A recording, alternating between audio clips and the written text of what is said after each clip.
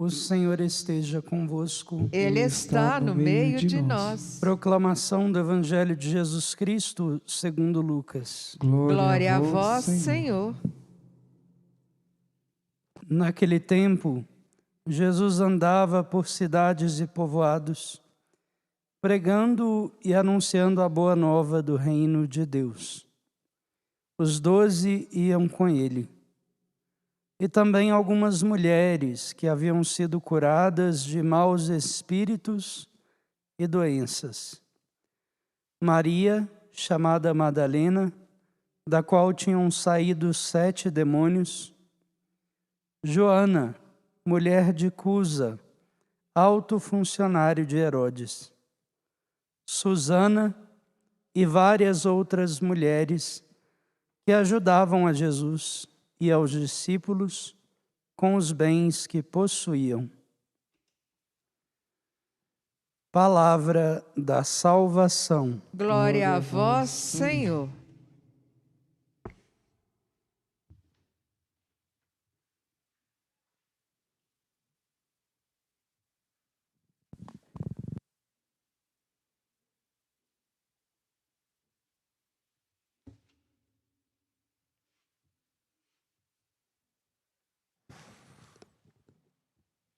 Reverendíssimo irmão no ministério e amigo, Padre Leonardo, que hoje inicia seu ministério pastoral como pároco da paróquia Santa Maria, Mãe do Redentor.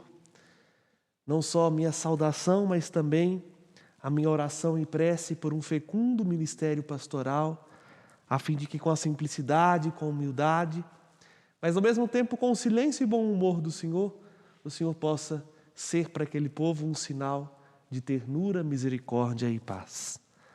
Amados irmãos e irmãs em Cristo Jesus, nosso Senhor, a liturgia de hoje puxa a nossa orelha. Porque nós somos interpelados pelo Evangelho a estar atrás de Jesus, a segui-lo. Interessante que Lucas não esconde ninguém. Jesus chamou 12. Mas aqueles que se sentiram tocados também fizeram uma experiência de deixar a vida que levavam para acompanhar Jesus. E aí, Lucas elenca algumas pessoas, e interessante que faz questão de mencionar as mulheres. Aí podemos até dizer aqui, o padre precisa falar isso, diante de tantas acusações que são feitas à igreja de machista, de preconceituosa, desde a origem as mulheres são quem, vamos dizer assim, sustenta a igreja. Ao mencionar as 3, Maria Madalena, Joana e Susana, Lucas demonstra a força da feminilidade que sempre esteve unida aos seguidores de Jesus. Mas, fechando esse parênteses apologético, é importante focarmos no que é essencial. Seguir Jesus requer de nós um despreendimento. E é esse despreendimento que o apóstolo Paulo orienta o seu discípulo Timóteo, com base em 2 coisas. Primeira, seguir Jesus requer de nós um coração que se amolda à verdade. E uma verdade que não é anunciada conforme interesses humanos. A verdade do Evangelho, irmãos e irmãs, é muito fácil de ser corrompida por interesses secundários. E é isso que São Paulo adverte. São Paulo avisa para Timóteo, porque Timóteo tinha sido eleito presbítero, em outras palavras, tinha se tornado padre. Ele orienta Timóteo, primeiro, para não deixar dentro do coração alguns sentimentos tomarem contas, como nos fala o versículo 4 da leitura que escutamos. A inveja, o orgulho, as contendas. Por quê? Quando esses sentimentos tomam conta daquele que anuncia o Evangelho ele começa a ganhar forma não que ele precisa ter e que tem a forma salvífica, mas ele começa a ser usado como pretexto para ofender, para ganhar fama, para ganhar status. Como disse eu ontem, relembrando os escritos de São Cipriano, a inveja e o ciúme são os grandes males da nossa igreja no tempo de hoje. E não só no tempo de hoje, desde o século III. Porque diz São Cipriano que o grande obstáculo para a unidade da igreja é justamente a inveja e o ciúme. A gente não, no segmento de Jesus, não precisamos cultivar no nosso coração ciúmes uns pelos outros, porque um está num lugar onde eu queria estar, porque desempenha tal função, porque foi chamado para isso ou para aquilo, ou então porque aquilo que eu fazia agora não faço mais, foi passado para alguém. Também não cabe no coração do cristão espaço para inveja. Olha, como eu queria fazer daquele jeito, como eu queria estar naquele lugar, como eu queria estar pregando. Porque aquele que nos chama e ao qual dissemos o nosso sim, nos chama não por aquilo que nós podemos dar, mas nos chama por aquilo que nós somos. No segmento de Jesus, o que menos importa é o que temos. O que menos importa é o que fazemos. Porque o que interessa de fato a Jesus é o nosso coração. E aí está o segredo. O mestre precisa ser aquele que vai adiante. E nós, discípulos, precisamos estar simplesmente com uma única postura, seguindo seus rastros, seguindo suas pegadas, para não desviarmos-nos de sua doutrina, para não acharmos, eu sei para onde Jesus está indo, então vou adiantar os passos, ou então vou dar uma voltinha aqui, daqui a pouco eu chego lá. E assim acabamos nos perdendo. As heresias a qual São Paulo adverte Timóteo para tomar cuidado, nascem não simplesmente de uma interpretação equivocada da pessoa de Jesus, mas nascem de sentimentos que foram crescendo aos poucos dentro do coração. E aí também isso serve de primeira alerta para nós. Para que nós, cuidando de nós mesmos, não nos desviemos da verdade e não nos desviemos de quem de fato é Jesus. Mas São Paulo adverte Timóteo também de um outro grande mal.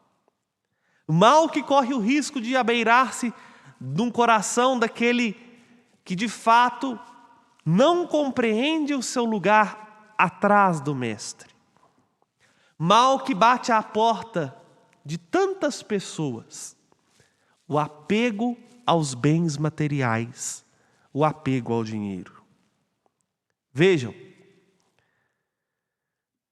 seguir Jesus requer de nós não somente a persistência de estar atrás dele e esses cuidados sobre o interno para que esses sentimentos escusos não tomem conta do nosso coração e assim nós nos percamos na compreensão correta de quem é ele, mas requer de nós uma confiança exacerbada na sua providência. Na lista que São Lucas apresenta, ele fala de duas mulheres, Joana, que era mulher de Cusa, um funcionário de Herodes, ou seja, que tinha bens materiais, que tinha uma condição financeira, vamos dizer assim, boa, razoável, e Susana. E conclui dizendo que elas ajudavam a Jesus com os bens que possuíam. Dizendo isso, São Lucas, meio que homeopaticamente, bem sucintamente, resume o que São Paulo adverte a Timóteo na primeira leitura que escutamos. Os bens materiais que estão em nossas mãos não são o fim da nossa missão. Em outras palavras, o cristão não segue Jesus para ficar rico. Aquele que anuncia o Evangelho não prega para ganhar dinheiro. E se faz isso, está distorcendo a verdade. Se faz isso, se corrompe-se e deturpa a sua missão. Aí eu preciso recordar as palavras do salmista que acabamos de cantar. Ninguém se livra da morte por dinheiro. O dinheiro não vai salvar a nossa vida.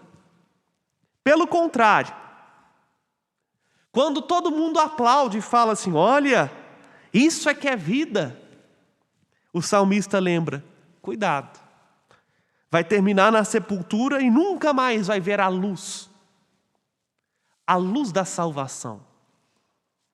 E aí São Paulo adverte, porque às vezes no seguimento a nosso Senhor Jesus Cristo, nós temos que lidar com muitos bens materiais.